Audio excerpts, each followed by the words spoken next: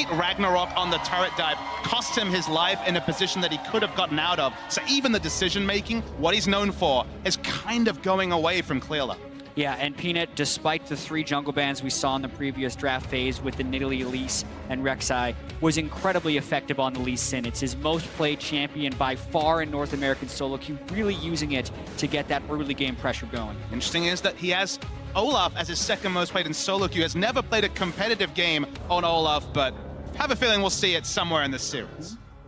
It might be likely right now. 2 bans through on each side. Nidalee banned away red side. No big surprise here, but that does free up a couple bans for Edward Gaming. They're actually going to ban the Olaf themselves, so 3 junglers off the table. But a lot of things that were available still up. The Rek'Sai that ROX Tigers had banned before, the Poppy that ROX Tigers had banned before, as well as the Jhin that was afraid before, and it's going to all be left up. So Rek'Sai banned away. First pick, Kennen, comes through for Koro. Yeah, interesting set of events right here, because I think Clearlove would love to get in some type of Rek'Sai matchup, and ROX is just not going to let that happen because they're not that fearful of many EDG players, and they can almost just use the Rek'Sai ban on them.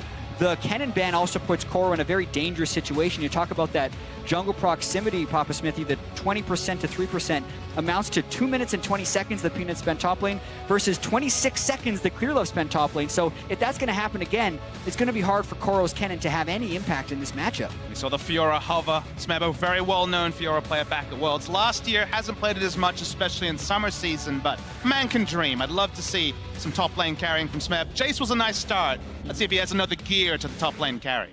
And I'm also waiting for the moment when someone will prioritize the support Zyra more than the Korean teams, because obviously there is a pluritude of reasons that the Korean teams can win, from coordination to teamwork, but the support Zyra has been so good because it's helping you push the laning phase, it's helping you with objective control, and it's helping your late game as well as having a strong laning phase because of how you can scale with Leanders on Zyra. So once again, ROX Tigers get Zyra, and you can see how important they think it is. I think the interesting thing about the Zyra pick is that you can see the Karma as kind of a lane nullifier, maybe has even more lane pressure early, but late game, you compare what Zyra brings in a team fight with an amazing disengage to Karma's speed up and then damage that gets soaked by tanks. It feels like Zyra really outscales and goes 50-50 in lane, which makes the Zyra very priority. Yeah, definitely a strong laner on the general spectrum right here. Maybe a Nami or Karma can handle up against it, but also considering that, imagine if EDG got the champion with how little. No, those are not locked in. Those are not locked in. It still hovers actually on both these sides. You've got to correct us here for a second, but that's not guaranteed Twitch and Reliant Soul unless my champ select is desynced. I don't think so. Okay. You can see the timer still ticking down for ROX Tigers. There we go. That's actually lined up now more properly. But talking about a Zyra point, and again, ROX Tigers prioritizing it very heavily. Whoa. With the bot lane being the one that works well for Edward Gaming, I'd actually like to see a carry support, right? Get more damage out there alongside Def, because someone else needs to do some of the heavy lifting. And finally, we do see Reliant Soul, and actually Maokai the pickup here for Smeb. Yeah, the Maokai lines up fairly well with wanting Peanut to carry the lane, because if you're going to be running a tank top lane, it's a setup champion for Peanut's ganks if they're expecting to be able to get 2v1s in the top side. And there's really succinct itemization you can go into to deal with double AP as a Maokai. Loves to build Spirit Visage. Any more magic resist, then you put down that ultimate, and suddenly you're negating a lot of the AoE damage that Ryze and Kennen are putting out. Smeb hasn't played Maokai, hasn't been a common pick in Korea for a very long time, but you have to say, they're holding AD carry for last pick, and they're setting up for high damage, so that's why I don't mind looking for more engage, because Twitch, a famous Prey Twitch he's been playing since Season 1, is certainly an option as a last pick. Definitely a thought right here. We've got to see what else comes through for Edward Gaming first, though. When you've got a champion like Hecarim, it's a little bit harder to play Twitch without dying here on this one. Of course, his team still has plenty of healing tools, but Hecarim going to come back in here for Clearlove with that same Karma support. Yeah, Clearlove had some questionable games on Hecarim during the playoffs in the LPL, but with so many junglers off the board right now, they want to bring at least a little bit of tankiness in that jungle position, because the other option would really be something like Graves, and they don't feel confident in that matchup apparently. I mean, interestingly, his Hecarim was his best performing champion. He had unique champions all the way through groups. I actually think his Hecarim was on the better end. He did struggle on some of the more meta picks, so it is a jungler that has ramp-up time, wants to build damage from the jungle where possible. It's going to be a support Karma, so the shields won't necessarily baby him through fights if he goes for Trinity Force first, but onto the ROX Tigers. Is it going to be the Ezreal who can do the damage? Caitlyn is another option that does do good damage as well. I think they would have considered the Twitch, but with the Hecarim, it's very difficult. Yeah, I think there are many reasons you haven't seen Twitch so far in this tournament as far as the laning phase is concerned. So the Caitlyn makes the most sense. It's actually incredibly similar to the team composition the ROX Tigers played in Game 1. The Jace was banned away from them, but aside from that, they picked the same champions. The difference with this is you're replacing a high damage poke champion with a really tanky engaged champion, which means ROX actually wants to play more aggressively in team fights and expect more teleport flanks. You could also say they're losing the potential for a champion to take over the lane. It's very difficult for Maokai to get far enough ahead where he has any semblance of kill pressure on Kennen, so it might be one less pressure point for Peanut to be super aggressive around, because maybe equalizing top, but taking over top, very difficult for Maokai to do. I totally agree. I think it's very interesting that the brightest point for ROX Tigers was smashing the top lane open. And okay, they still got the Lee Sin for early gank pressure, but you're right, you don't expect Maokai to completely smash the lane open, take a 10-minute turret, and continue to be a major split push threat. So ROX Tigers kind of need a different wedge to break into this game now. Still be able to handle the rest of everything Edward Gaming can throw at them. Yeah, we've seen a very small amount of Maokai so far in this tournament. And oftentimes it is because he can get pushed in the laning phase, but in a sense, this is just confidence with Smeb and Peanut themselves that they're not worried about Koros Kennen and can then bring that monstrous tank against a double AP team in team fights. All right, well, we'll see how this game unfolds. We are getting ready for Game 2, and you at home, make sure to share your memories from 2016 Worlds using the hashtag #WorldsBigPlays. Tweet to us at LOL Esports. We're on the lookout for the best fan tweets always, and let's see what the biggest plays were from the quarterfinals as we get ourselves ready for the second game. ROX Tigers of South Korea up 1-0 against the Chinese LPL's Edward Gaming. A best-of-5 about to unfold, and here we go with Game 2. Dream Series kind of started the way we expected. ROX Tigers did actually parlay their strong 2 games at the end of groups to a strong first game of this best-of-5, but EDG have always excelled in a best-of-5 scenario. The best-of-5 got them to MSI to famously beat SKT, was a nail-biter against LGD, went 5 games. The best EDG series go the full mile, and if they can bring it back here, we have a really intriguing series on our hands. Yeah, and it's going to be so difficult for them to bring it back. You need a lot of mental fortitude to recover from the types of mistakes they're making in that game. So easily you can turn on each other if you see a player making a lot of mistakes in team fights, especially if he is one of your leaders like Clearlove. So the teams need to double down on their efforts, supporting behind Clearlove, and have faith that they can make the plays happen, because you have to be an initiator sometimes against the ROX Tigers if you want to punish their aggression. They've definitely got initiation tools here on Edward Gaming, though. Kennen with a Karma to speed it up. A Realm Warp again for the Kennen and the Hecarim to get in the back line. Deft can help as well on Jhin. Everyone is empowered to start fights here on EDG. And I actually really like this from EDG, because when you look at some of the overall trends from the summer split, where they were undefeated in the LPL, you often saw a lot of the initiation coming from other roles that weren't the jungler, so that Clearlove could follow up on fights that had already been started by Def's Sivir or Ashe, or even by something like a Maokai in top lane or a Lissandra in mid lane. So here, because they have the Kennen, the Jhin, the Ryze that can all start fights, Clearlove can follow up better in a lot of these fights. Smeb's going to actually have an experience advantage when he gets to lane. The 3 saplings at the Raptors took out the little Raptors, so might actually surprise Kennen with a nice level 2 trade. Any player worth their salt should be pressing tab and seeing that he walks in a lane with 3 minion kills, but if he misses that, Smeb will level up on the end of the first wave instead. Kuro doing something very similar, of course, taking away the Raptors on the other side of the map, and 2 level 2 solo laners for ROX Tigers. And this happened last game as well. Note that Scout had to spend time to clear the minions that had crashed in his turret, therefore could not defend that Raptor take by the ROX Tigers. So they take the Raptors very quickly in this early game. And Kuro actually doesn't care that much about the harass, because Aurelion Sol with the Corruption Potion can heal up and then also return to lane very quickly. Ooh, and unfortunate for Scout right there. The Q actually didn't bounce off the melee minion onto the range once. He would have gotten 100 damage on a Kuro right there if they were just in bounce range. He had set the spell flux up, didn't quite get it. And we'll see how the rest of this plays out. Mako steals a minion away. Doesn't really mean too much, but Deft only on 9. Unlucky. Otherwise, bot lane's pretty much equal. We're going to see Koro 1 facing off against Smeb, who again had that early Raptor take, inflating his stats, but even still, Smeb's winning the lane. He can discount that. They're looking for a play in the bot lane. Now they're hoping that ROX use either a Grasping Roots or something aggressive in lane before he would even try that gank. They end up giving it some respect, and ClearLove goes to clear the rest of the jungle. One of the reasons why it's smart to path around bot to look for that unlikely Hecarim level 3 gank, because if you actually get Zyra's flash down early, Karma can just kind of run at the Zyra. She's still very squishy. The tether comes in, and that can be another potential way to attack the bot lane. So if you get the flash, it's a big win, but ClearLove, this time at least, time wasted. Nice little deadly flourish there by Def. They're getting a bit of damage in. So far, bot lane a bit equal. It's just the major push lead here for the ROX Tigers duo. Would you expect, based on the champion select here, and it's really on either ClearLove to put in gank pressure to stop that from happening, or the rest of EDG to survive or lay under their turret more often than not? You might see something more volatile happen in the next couple of minutes here as they've been trading blows back and forth otherwise. So both junglers far enough away that nothing should be happening. Notice Kuro also gets the blue buff handed off to him by Peanut. Might be less likely that Scout can get a blue buff. There is a mana-hungry Hecarim in the jungle on EDG's side, so this actually just increases the amount of pressure that Kuro can have in the mid lane, and also increases the rate at which he can roam to other lanes. And the way he shops, he actually prioritized fitting in the pink ward. ClearLove, the play on Kuro. He's going to flash. The knockback's going to still happen. Oh, he doesn't go far enough back, and Kuro gets back to his turret anyway. That was tight. Nearly first blood for Edward Gaming.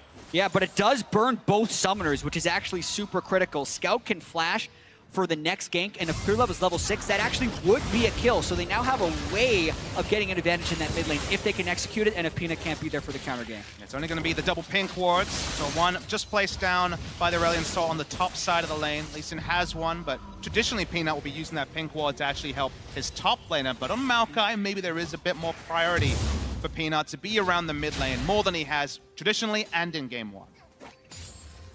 You're actually seeing the push pressure mean a lot now in this bottom lane. Look at the gold deficit right now. Or I should say gold lead for ROX Tigers, 600 up. Ooh. Decent. Kuro wants this actually. Doesn't have the Q up in time. It just now came back from cooldown. Smart of him to not complete the dive, but still took a turret shot he didn't need to. The earlier point, though, was the bottom lane matchup. Minus 11 right now for Def. The push, of course, is always very hard for Jin to last hit properly under a turret. The reload and limited shots are all very difficult for him, and the repeated push from ROX Tigers and the fact they're not really getting ganked is denying gold out of Def's hands. Yeah, and you can just see how good Gorilla and the rest of the Korean supports have been getting at this support Zyra. They have so much confidence, and in almost every game you're seeing the Karma pick directly into it. And you'd want the Karma to be able to land, harass, and have the kill threat, but it just hasn't been playing out that way. And Peanut is on the hunt. If Def can complete the recall, no! Ooh, gonna get hit up with a couple of plants, but not rooted crucially. It's actually Gorilla saving that one for Mako, so Def stays live, keeps it trapped. Here comes a lot of the rest of the team. It's a bit of a 4v3 right here. ClearLove hoping to do a little bit of helping. The question is, when can Scout make it down? That Rise is on the roam. Gorilla to help control the brush. How brave does he really feel? Both top laners use TP to get back to lane, so everyone was shown down bottom side, and ROX actually decides not to go super aggressive this early in the game. Even though heal was down, Mako is still Karma and can have a very powerful shield in an attempt to dive, not to mention the exhaust. So for now, ROX understands that the poke on a Def gives them even more lane pressure, and that's enough for them in this moment. It was still a win for the ROX Tigers. Still got the heal down. They couldn't get a flash, which would have been really big. They could get the flash down on Def, but we'll still give them lane control and allow them to overextend as they have been the whole laning phase. This also handcuffs ClearLove to the bottom side because Peanut is spending time down here as well. So ClearLove really wants to rush level 6 so that he can go back mid lane and execute the gank we talked about with Rise. But the longer Peanut keeps him down here, the lower the jungler experience stays and the closer Kuro gets to his summoner spell. And there's even more importance there because remember, we're expecting expensive build for ClearLove. Trinity Force is an option. In general, the budget from the jungle is hard for Hecarim to really get ahead. A lot of poke coming onto ClearLove and friends. And he's actually just getting behind as well, trying to absorb a little bit of XP down to this lane. And at the very least, yes, he's getting experience for the minion kills, but still not what he would have wanted in the jungle itself. And Kuro staying down here for several waves. And the thing is, if EDG abandon this, they're still giving up first turret. Even if they stay, they're likely to be giving up first turret. ClearLove still level 5, and he's caught. Caught out with Chain CC. First blood comes through. The flash into the kick for Peanut. Gets it down for himself. The re-engage by Scout means nothing. A body block on the overload is nice. And that is 600 gold in for ROX Tigers. But as Chat's saying, it was a lose-lose for EDG. Lee Sin can just get a warrior enchant, build some tank items, he'll do his role in team fights. Clearlove desperately wants to be farming to keep that economy up on the Hecarim pick. He had nowhere to go, he ends up overstaying in lane, body blocking to allow Deft and Scout to walk up, and good focus fire, and good macro from ROX Tigers. Peanut was level 6 as well. The flash kick while he still had his safeguard up makes it a completely safe execution in that situation, and that just really helps ROX Tigers early game. Once again, Peanut gonna look to punish. It's actually really important, judging the fact that Peanut has been able to last hit with his ultimate twice now, because I have seen Lee Sins who misjudge their damage and kick someone to safety and go, oh, what a bonehead move we could have had him. Peanut comfortable enough with the champion to be okay with this one. The trade of ultimates in the top lane meaning very little with how durable they are compared to their damage outputs, but Peanut definitely has been on point in this series. I think it's a mindset thing as well, Freak. A lot of junglers don't want to take the kills, but Peanut, even on a champion like Lee Sin, this team trusts him with gold, even if the champion doesn't necessarily play to it like Elise. Taking a casual 2/3 of his life in one trade. But he got 10 gold back from killing plants, so you tell me if it's worth it. It wasn't, but I just wanted to bring that one up real quick. Yeah, and it makes it a tough lane too, because they're already pushed in and they're up against an Aurelion Sol plus a Maokai who's going to have his teleport up shortly, so they can't really push up in that lane. Wow, look at that, the preemptive flash from Koro. He was so afraid of the Twisting advance coming through, but now Kill that plan. sniping towards the minions, and Def just gonna wave clear with his ultimate. Not getting a lot out of that one, to be honest. Just trying to get rid of the minions and push on forward. Clearlove is level 6 now. Peanut, though, fighting Scout to fight for the blue buff, but be careful, the Hecarim around. The knockout's gonna come through regardless, and now it's Mako dodging away from all the CC, running out of help, but actually get away with it. Beautifully played by Mako to survive. And that's just it. It was beautifully played, but they burned 3 summoner spells just to survive, and they're not getting advantages anywhere else on the map. So this is actually looking quite grim early on for EDG, because ROX Tigers have actually taken their game 1 early game and pushed it to the next level. And it's a return to form for Peanut. Suddenly he's that battle ward again, fighting at the top, making people accountable. That means that there was no pressure of a counter gank in bot. They'll take the first turret blood, the first brick, if you will, in the bot lane. Another casual 2,500 gold lead at 10 minutes for ROX Tigers. Absolutely a smashing of a game right now, ROX Tigers. The question I had was, ooh, you didn't pick a smashing top lane matchup. You're not going to win the lane for free.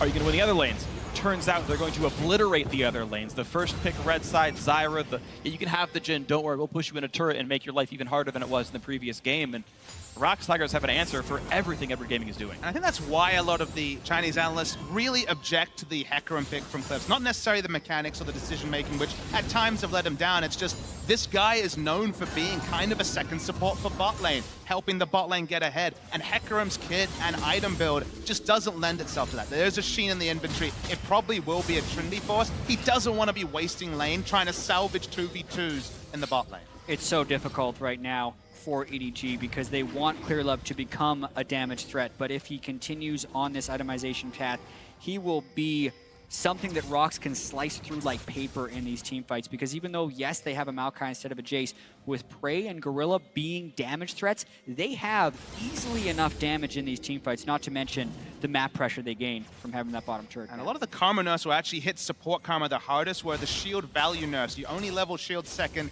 you get to that level 11, 12, 13 a lot later, and the amount of shielding to just try and baby Clearlove through a fight with an extra 200, 300 effective health isn't there now that a lot of the shielding is backloaded to the higher levels. The whimper of us. Oh, this is rough stuff right now for Koro. You've got the rest of the team coming in for him, and it's a 3v1. Nowhere to go. Goodbye to Kennen, but now they're re-engaged on the bot side. Prey gets one on a Mako. A trade kill for Clearlove. Something finally on the board for Edward Gaming. Not a complete shutout, and Scout wants in as well. Lands the Rune Prison. Spiraling in past the minions, and they're going to block the rest of the skill shot, so nothing else for Scout to do on this one. And at least forcing Summoner Heal out of Prey, but that is still a 2-for-1 long-term for ROX Tigers. Exactly. The cross-map play comes in. Multiple fights happen at the same time. And in the top side, you got to see the inbuilt synergy of the Maokai and the Lee Sin. We're going to take a look at the bottom side, though, where EDG recognizes there's everyone top lane. Try and make a play on the bottom side, and it's actually a bit of a disaster that Mako gets caught in the traps while Prey can hit him over the wall, and that ROX actually gets a kill out of this, considering they invested 4 people against 2 on the bottom side. 4v2 and a 1-for-1 is just obscenely bad for EDG. It continues that snowball, even though Clearlove was the one to pick up the kill credit. ROX using their resources better and a lead to show. So more resources, smarter with them. ROX Tigers, a big lead. And we expect them to continue to play very well. ROX Tigers, at about 20 minutes in the previous game, had just absolutely broken the game apart. They're doing so a little bit early. The flash engage on Nakoro. More CC to follow. Not even a chance from the runaway with his life. It's going to be the last hit on Peanut. Why not secure another one? 2-0-1 here for the jungler. ROX Tigers getting farther and farther and farther ahead. It's just schoolyard bully stuff on Takara, the new guy in the lineup. Keep going around his lane, even though the matchup isn't the Jace where you expect the ganks to come.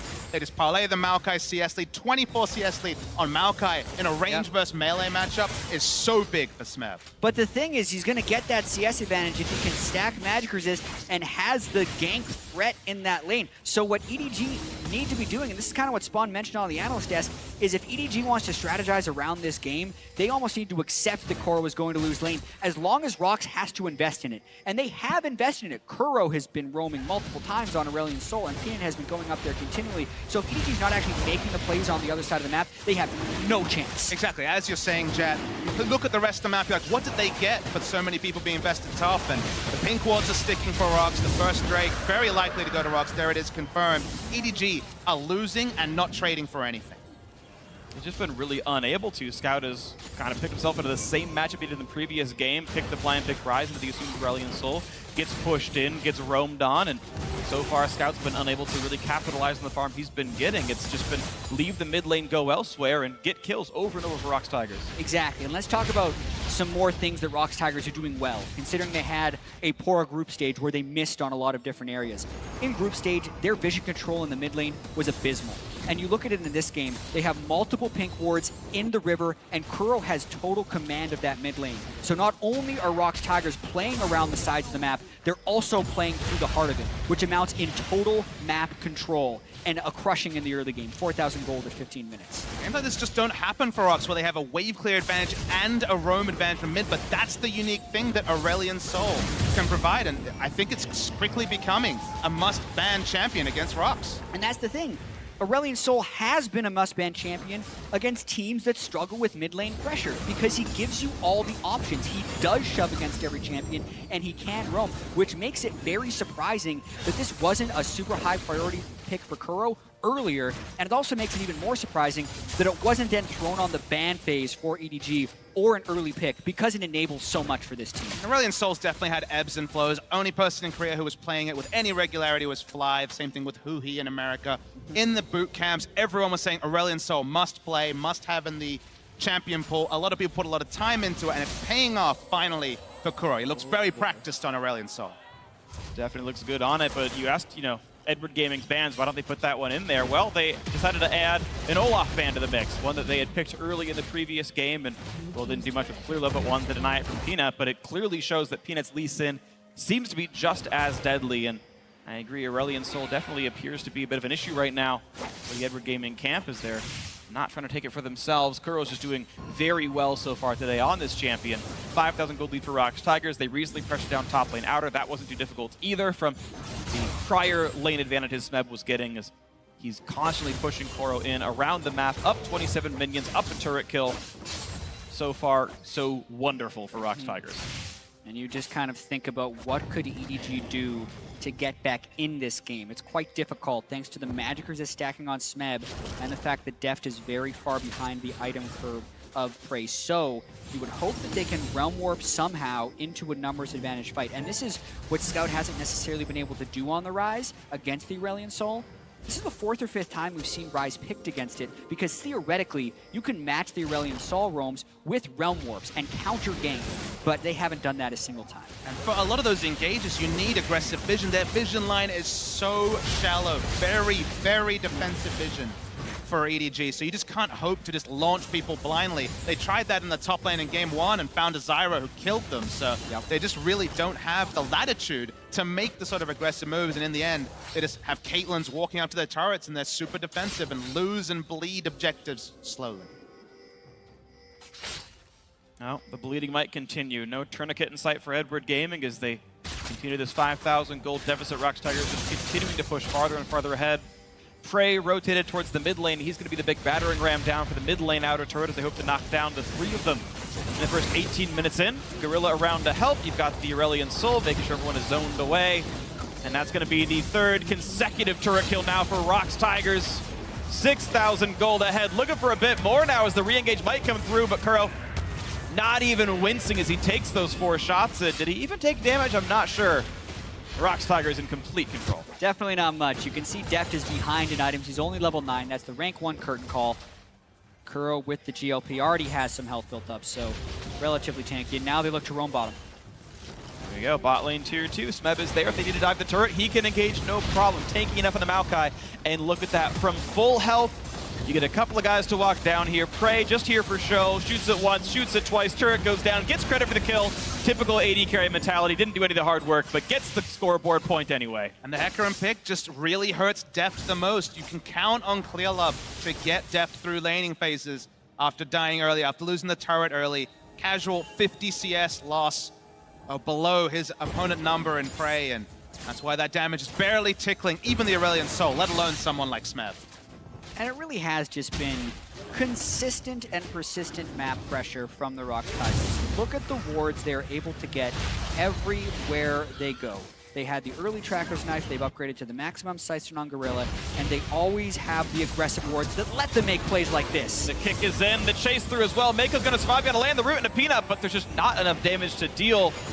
Clearlove really wants in though. Can he get the attacks? He's gonna go for the ulti. Nice dodge from Peanut. Still alive somehow, but Scout's there with a vengeance. Now on to Kuro they go. The root's gonna land. A couple more shots should do it, but he's tanky enough. He lands the stun. He might kill off Clearlove, but no, now he's in the danger zone. This could be enough, and no, it's still gonna be the one picked up. Nicely played by Kuro to get away. The fight continuing on the bottom side. Gorilla getting a ton of damage across on this one. Kuro gonna lose his life as well, and that is the ace for 1. Beautifully played by ROX Tigers.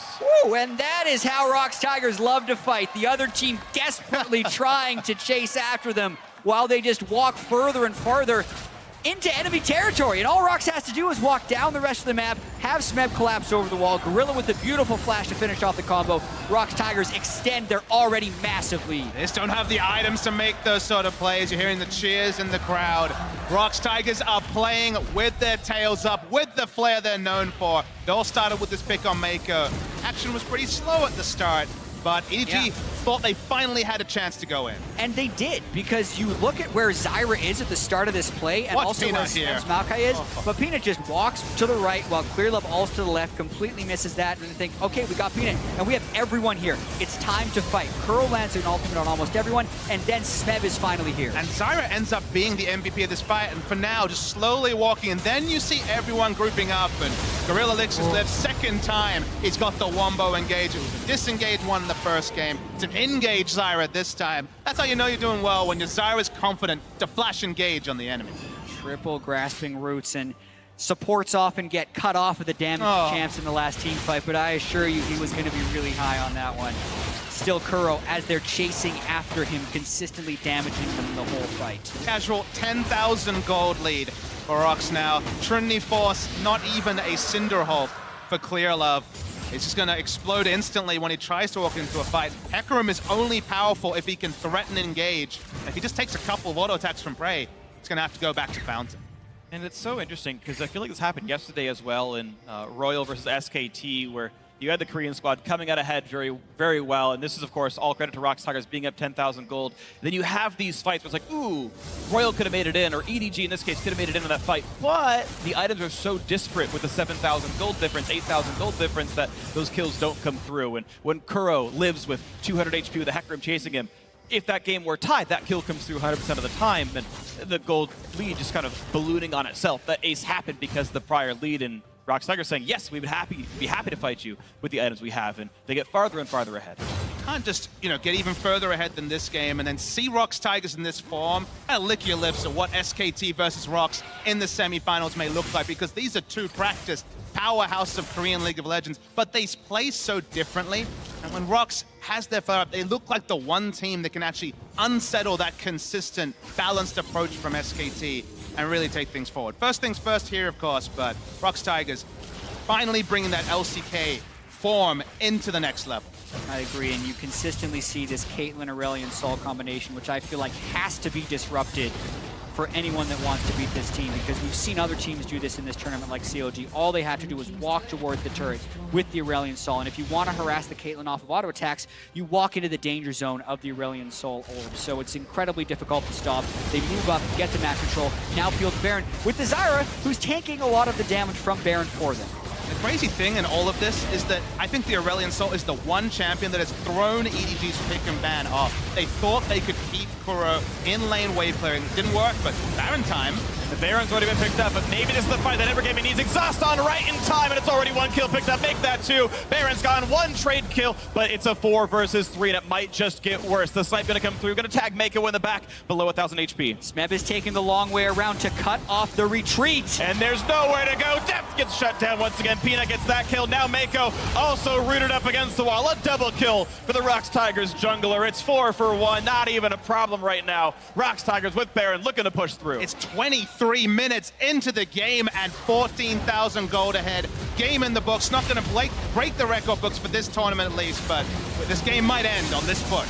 This is an incredible display by the ROX Tigers, and EDG have to be very disappointed as well based on their pre-tournament expectations and being an undefeated team in the LPL to then be down 15,000 gold 24 minutes in against the ROX Tigers. EDG is getting destroyed.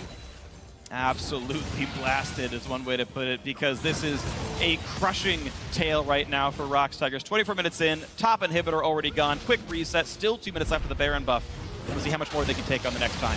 The Baron's just so fast. They have so many items that no way for EDG to be in there. And Clearlove walks up. Remember, it's Trinity Force and a bit of a Cinderhawk, I believe, still at this point. Exhaust is on point. Sure, Gorilla gives up his life, but because Smeb is smart enough to take the longest route possible to the inner turret, there's just nowhere for EDG to run. Exactly. Def realizes he's going to be cut off, was hoping to sneak some damage in, but Curl gets the stun from Aurelion Sol. And then Mako was cut completely off by Smeb, so 4 kills.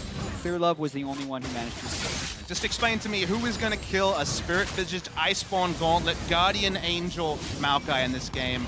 And the answer is no one, even if it goes pretty damn late. Whoever is commanding the Nexus is. Okay, if he decides that's true. the Nexus time, because GA will not proc on the Nexus. But aside from that, there's just such little damage on EDG right now. Baron minions pushing up, 1 inhibitor already down. Let's watch ROX work. One more attempt to try to keep the game alive. Edward Gaming going for the roam. Mark gets in without the exhaust this time around, and a shutdown comes through. They got prey. The knockup already came in. 4v4. How much more gonna happen? Smeb is invincible, as we know. 4v3 as another kill comes through. Now Def caught out. There's the stars. There's the kills. Clearlove gets a bit of a terrify, but has to run for dear life. Smeb gonna drop the turret. I can put it on the Peanut. By the way, only Clearlove left alive. Now, yes, Prey was killed, but it does not matter. Another flash kick for Peanut. Secures the ace. 5-1 and 5 on the Lee Sin. And ROX Tigers gonna make it a swift 2-0. And very high kills for ROX Tigers. They averaged 18 kills per game in the group stage, but this was 18 kills in a much faster and more dominant fashion. ROX Tigers is going to go 2-0. People have their preconceived notions about what Korean League of Legends looks like. You see SKT, you see Samsung, you see the controlled play. That's not ROX Tigers. These guys build damage. These guys dive towers. Their Baron power plays are massive, and when they start going, 15 minutes on, they end the game before 30 more often than not. And they definitely didn't start the tournament this way, Nope. so we really have to credit their ability to prepare and adapt in the week between the group stage and now, because as you mentioned, Papa Smithy, they do kind of change the way you think about Korean League of Legends. They are very different than the other teams that play in that region, and we saw a display of it right here. They play so much faster, are so much more willing to take risk because they play the percentages and they're very good at it. Yeah, it just incredibly